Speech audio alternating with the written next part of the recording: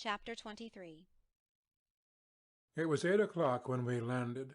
We walked for a short time on the shore, enjoying the transitory light, and then retired to the inn and contemplated the lovely scene of waters, woods, and mountains, obscured in darkness, yet displaying their black outlines. The wind, which had fallen in the south, now rose with great violence in the west. The moon had reached her summit in the heavens and was beginning to descend. The clouds swept across it swifter than the flight of the vulture, and dimmed her rays, while the lake reflected the scene of the busy heavens, rendered still busier by the restless waves that were beginning to rise. Suddenly a heavy storm of rain descended. I had been calm during the day, but so soon as night obscured the shapes of objects, 1,000 fears arose in my mind. I was anxious and watchful, while my right hand grasped a pistol which was hidden in my bosom. Every sound terrified me, but I resolved that I would sell my life dearly and not shrink from the conflict until my own life or that of my adversary was extinguished. Elizabeth observed my agitation for some time in timid and fearful silence, but there was something in my glance which communicated terror to her, and trembling, she asked, "What is it that agitates you, my dear Victor? What is it you fear?" "Oh, peace, peace, my love," replied I. "This night, and all will be safe.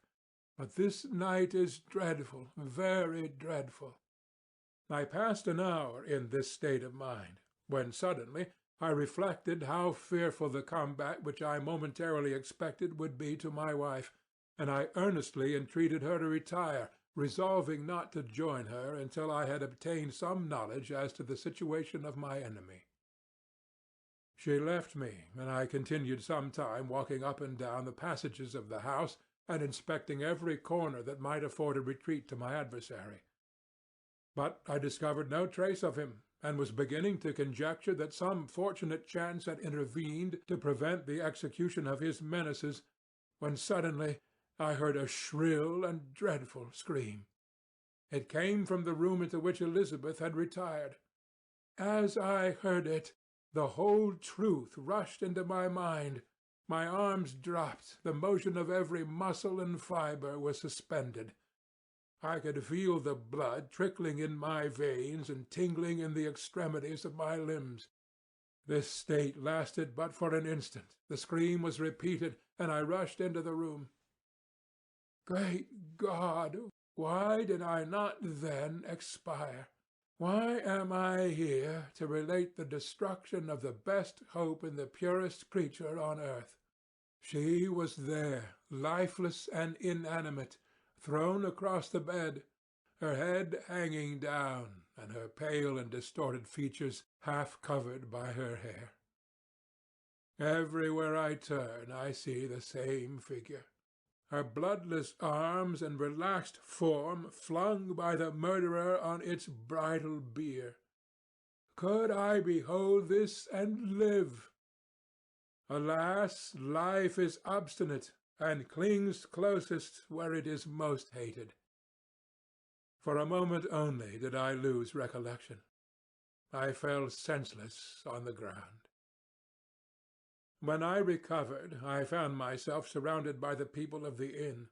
Their countenances expressed a breathless terror, but the horror of others appeared only as a mockery, a shadow of the feelings that oppressed me.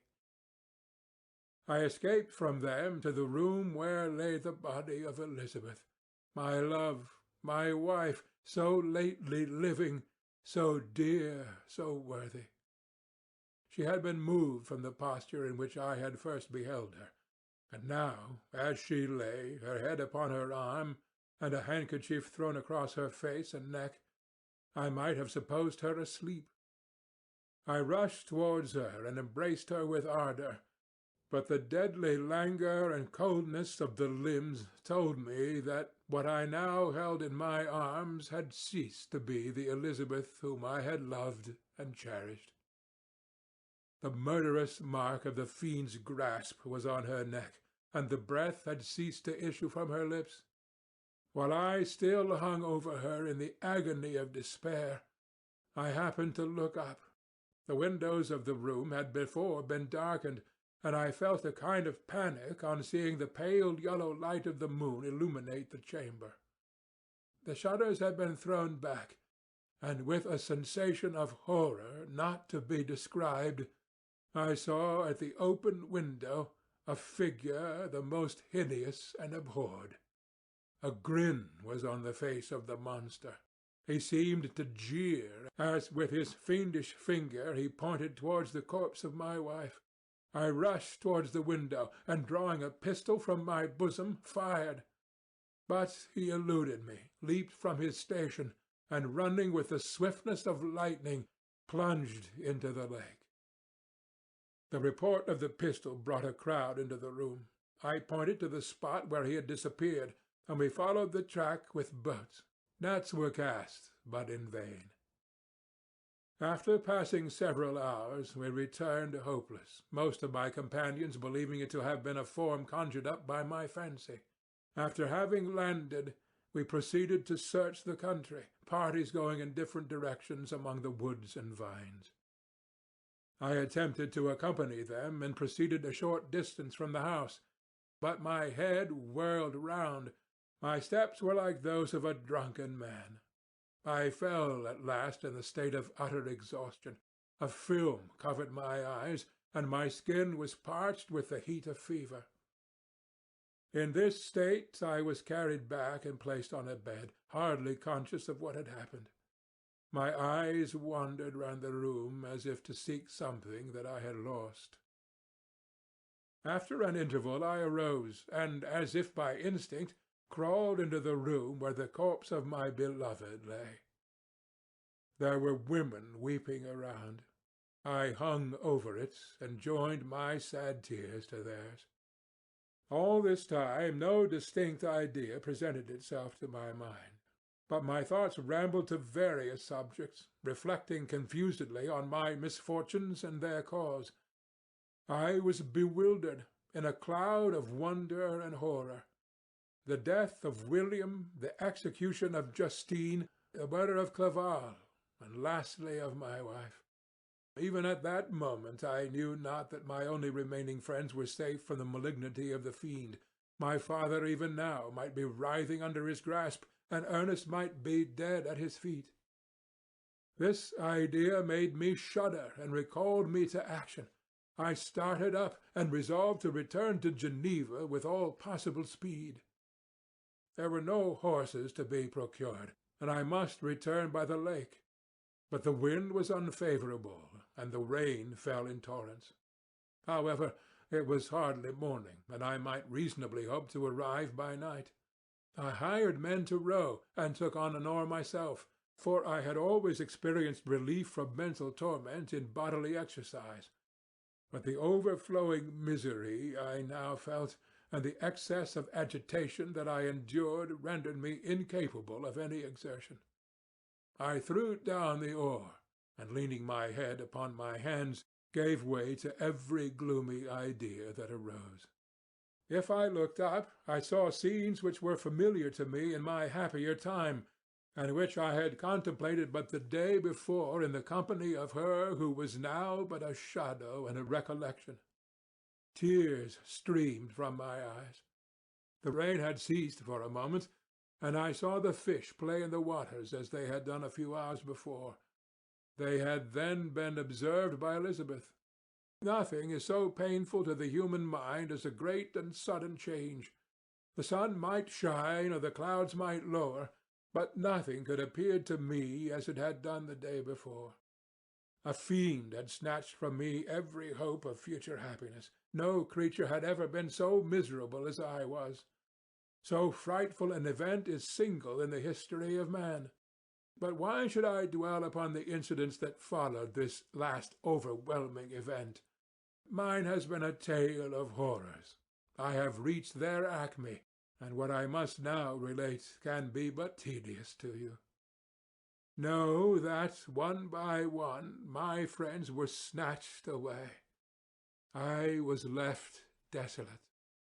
My own strength is exhausted, and I must tell, in a few words, what remains of my hideous narration.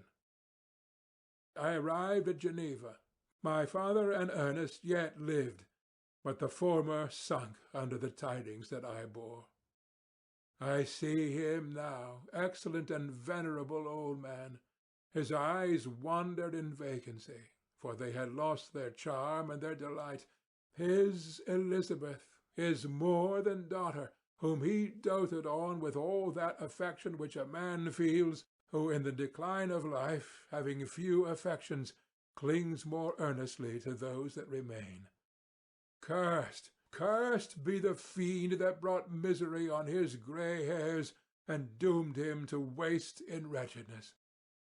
He could not live under the horrors that were accumulated around him. The springs of existence suddenly gave way. He was unable to rise from his bed, and in a few days he died in my arms. What then became of me? I know not. I lost sensation, and chains and darkness were the only objects that pressed upon me. Sometimes, indeed, I dreamt that I wandered in flowery meadows and pleasant vales with the friends of my youth, but I awoke and found myself in a dungeon.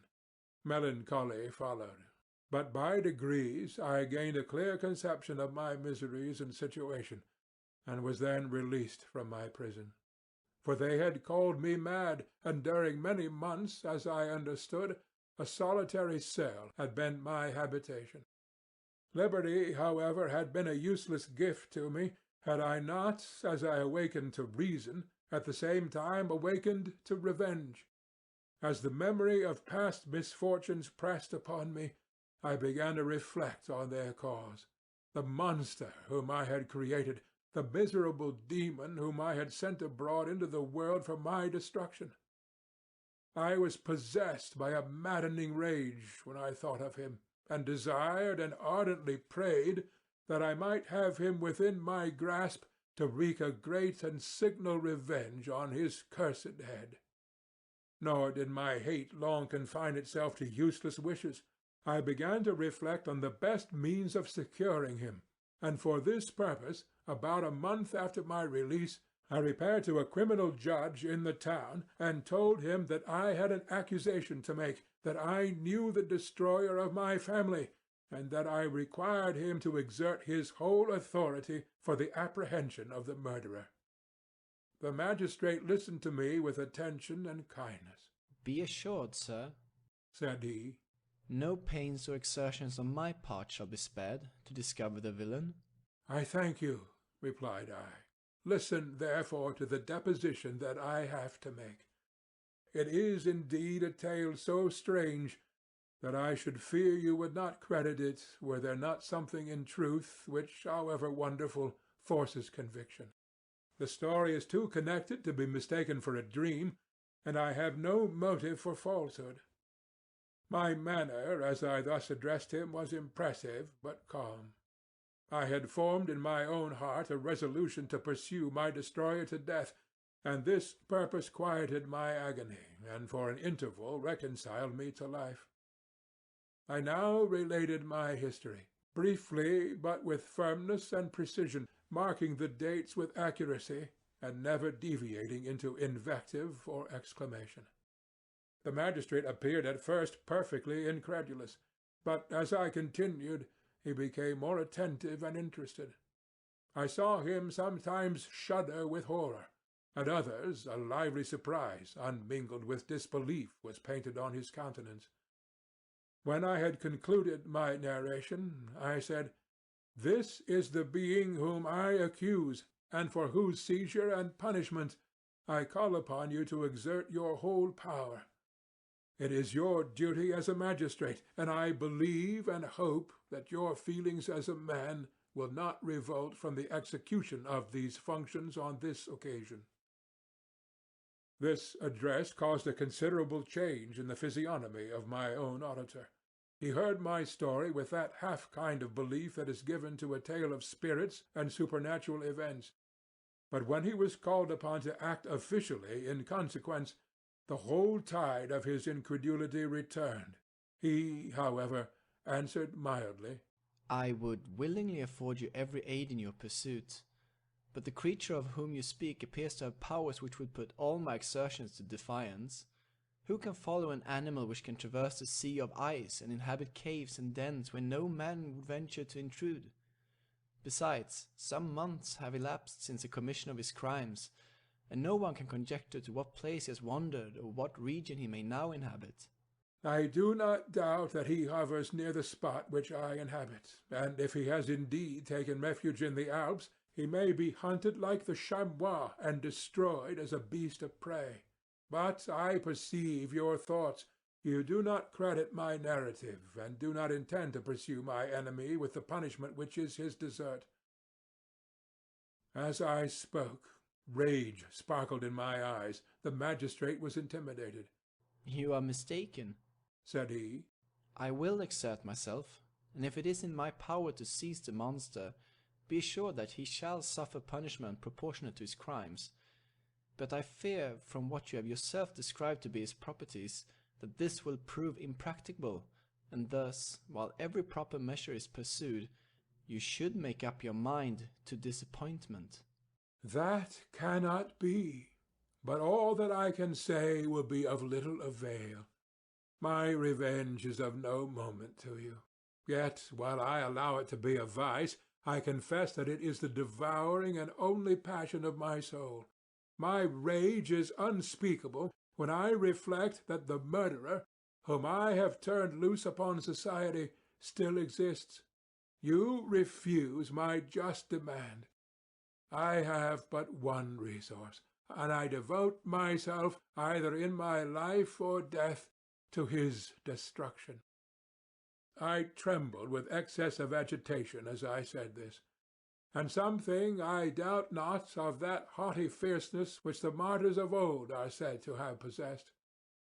But to a Genevan magistrate, whose mind was occupied by far other ideas than those of devotion and heroism, this elevation of mind had much the appearance of madness. He endeavored to soothe me as a nurse does a child, and reverted to my tale as the effects of delirium.